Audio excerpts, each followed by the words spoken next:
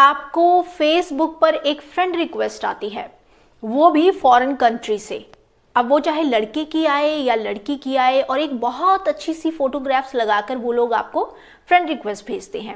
अब foreign country से आई है तो मुझे नहीं लगता आप एक बार भी सोचेंगे और आप वो फ्रेंड रिक्वेस्ट एक्सेप्ट कर लेते हैं। एक जो सबसे बुरी आदत जो आजकल चली हुई है काफ़ी टाइम से, वो है अनजान लोगों से बातचीत करना। आप भले ही अपने जानकारों से बात करें ना करें, पर आप अनजान लोगों से बात करने में बहुत इंटरेस्ट लेते हैं, और यही चीज़ आप पर बहुत भारी पड़ जाती है। अब यहाँ पर आप फ्रेंड रिक्वेस्ट एक्सेप्ट करते हैं कि फॉरेन कंट्री से आई है, और उसके बाद आप लोग आपस में फ़ोन नंबर तक एक्सचेंज कर लेते हैं। फिर अगर आपका वो फ्रेंड, वो लड़का है या लड़की है, वो आपसे ये बात कहे कि मुझे आपको कुछ गिफ्ट्स भेजने हैं, मैं अपने दोस्त को कुछ गिफ्ट्स भेजना चाहता हूँ या चाहती हूँ, मतलब आपको, तो आपके माइंड में बिल्कुल नहीं आएगा कि मेरे साथ कोई फ्रॉड हो सकता है, क्योंकि सामने वाला मुझे गिफ्ट दे रहा है, मेरे से कुछ ले थोड़ी ना रहा है। अब आप लोग खुश हो जाते हैं कि फॉरेन कंट्री से मेरे लिए गिफ्ट आएगा। कुछ टाइम के बाद, कुछ दिन बीतने के बाद आपके पास एक कॉल आती है कस्टम ऑफिसर की। अब वो आपको बोलते हैं कि आपका गिफ्ट आया हुआ है फॉरेन कंट्री से, उसमें लैपटॉप है, ज्वेलरी है और कुछ और भी जो भी आइटम्स वो आपको बताएं, और आपको अगर ये आपके जो गिफ्ट्स हैं जो आए हैं वो आपको क्लेम करने हैं, तो आपको इतनी फीस या इतने चार्जेस तो पे करने होंगे, तभी आपको ये गिफ्ट्स मिल पाएंगे, क्योंकि फॉरेन कंट्री से आए हैं। अब ज़्यादातर लोगों को इन रूल्स के बारे में नहीं पता होता, यही समझते हैं कि बाहर से कोई चीज़ आई है तो शायद हमें पे करना पड़ा होगा, कुछ ड्यूटीज़ होंगी, कुछ फीस या चार्जेस लगते होंगे। अब वो चार्जेस पे कर देते हैं। उसके कुछ दिन बाद फिर से आपको कॉल आती है और आपको बताया जाता है कि यहाँ कुछ ना कुछ कमी पेशी वो लोग बताएंगे रूल रेगुलेशन को लेकर, और आपको अभी इतने और पैसे जमा करने पड़ेंगे, तभी आपका ये जो गिफ्ट है आपको मिल पाएगा। आप बोलेंगे कि एक बार मैं दे चुका हूँ, कोई प्रॉब्लम आ गई होगी, कुछ रूल्स काफ़ी चेंज हो रहे हैं, तो मैं थोड़े और पैसे भर देता हूँ या भर देती हूँ। ऐसा करते करते 1-2 महीने बीत जाएंगे, 1 महीना भी बीत गया, कुछ टाइम बाद आपके पास कॉल आते रहेंगे, वो पैसे लेते रहेंगे और अलग अलग अकाउंट्स में आपको देते रहेंगे वो कि इस अकाउंट में पैसे आप ट्रांसफ़र कीजिए। जब तक आपको बात समझ आती है बहुत देर हो चुकी होती है, क्योंकि कस्टम ऑफिसर का नाम लेकर आप पहले ही सोच चुके होते हैं कि शायद सही कॉल है।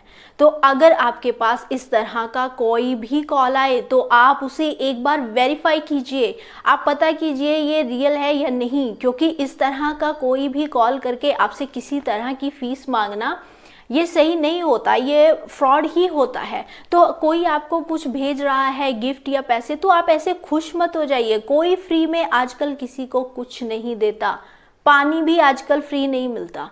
तो नहीं मुझे समझ आती कि क्यों लोग ऑनलाइन अगर कोई आपको ऑफ़र करता है फ्री का तो आप लोग इतने खुश हो जाते हैं। तो इस बातों से अलर्ट रहिए, इन तरह की बातों से, और जहाँ तक हो सके आप अनजान लोगों से अगर बात करते भी हैं तो उनसे कोई पर्सनल जानकारी आप अपनी शेयर मत कीजिए, उन्हें कोई अपना नंबर या कोई पर्सनल डिटेल तो बिल्कुल भी मत दीजिए।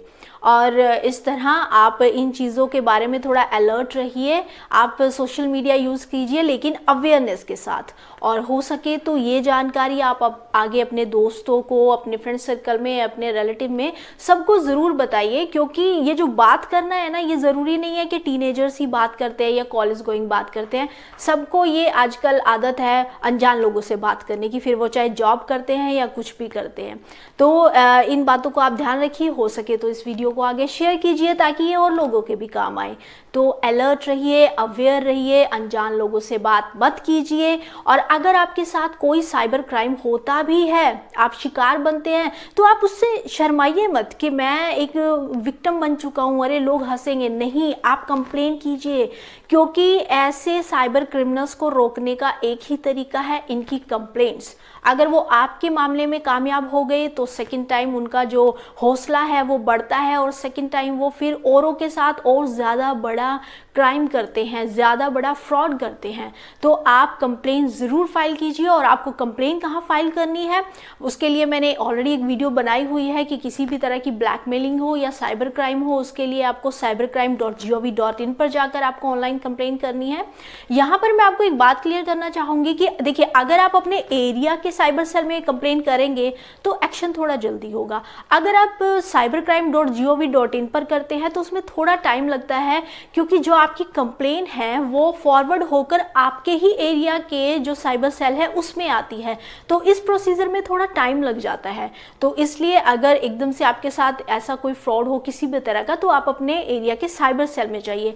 अगर आपके एरिया में साइबर सेल नहीं है तो फिर आप ऑनलाइन cybercrime.gov.in पर आप कंप्लेन कर सकते हैं, और इसकी वीडियो का लिंक मैंने ऑलरेडी दे दिया है, आप क्लिक करके आप देख सकते हैं ये। और अगर आप चैनल पर जाएंगे तो वहाँ सबसे पहले आपको यही वीडियो मिलेगी कि आपको साइबर क्राइम पर किस तरह से साइबर क्राइम को लेकर इस पोर्टल पर आपको कंप्लेंट फाइल करनी है। तो अलर्ट रहिए, अवेयर रहिए।